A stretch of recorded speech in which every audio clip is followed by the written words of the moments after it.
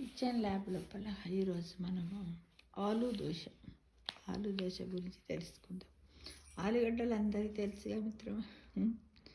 అయితే కావలసినటువంటి పదార్థాలు: ఆలుగడ్డలు ఉడికినవి 3, వరిపిండి 1.5 కప్పు, రవ్వ 1/2 కప్పు, ఉల్లి ముక్కలు 1 కప్పు, సన్నగా తరిగినటువంటి ఉల్లిపాయ ముక్కలు, పచ్చిమిర్చి ముక్కలు 4, కరివేపాకు రెబ్బలు కొన్ని, జీలకర్ర స్పూను, కొత్తిమీర తరుగు కొంచెం 2 స్పూన్లు, నూనె, నీళ్ళు, ఉప్పు తగినంత.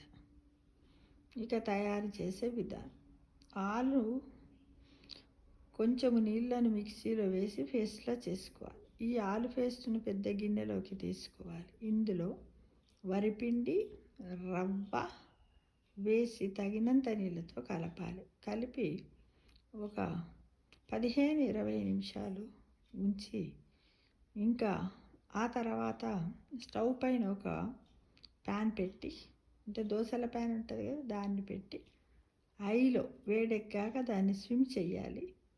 ఆ తర్వాత ఉల్లి, కొత్తిమీర, పచ్చిమిర్చి, కరివేపాకు, జీలకర్రను జత చేసి కాస్త నీటిని కలిపి జారుగా చేసుకొని మూత పెట్టి ఉంచాం కదా, దాంట్లో ఇవన్నీ వేసి దోశలాగా పోయాలి. దోశలు వేసి దోశలు పోసుకొని అది కాస్త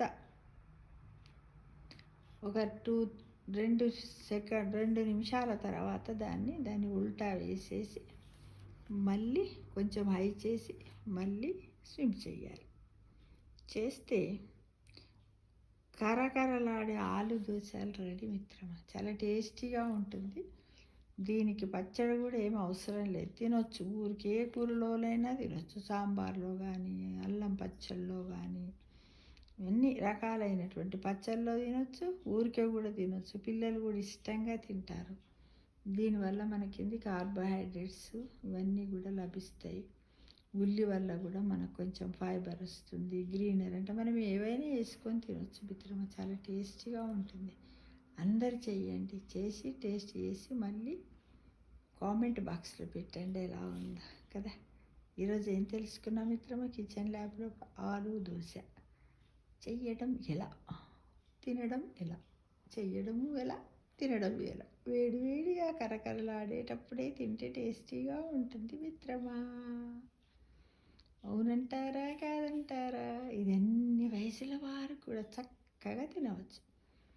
ఈ మధ్యకాలం లోపల రాత్రిపూట మనము అన్నాలను మానేసాం కదా, కాబట్టి మనం గోధుమ పిండిలోనే, గోధుమ రవ్వలోనే ఈ ఆలుగడ్డను కలుపుకొని కూడా దోశలు తీసుకొని చాలా టేస్టీగా ఉంటాయి.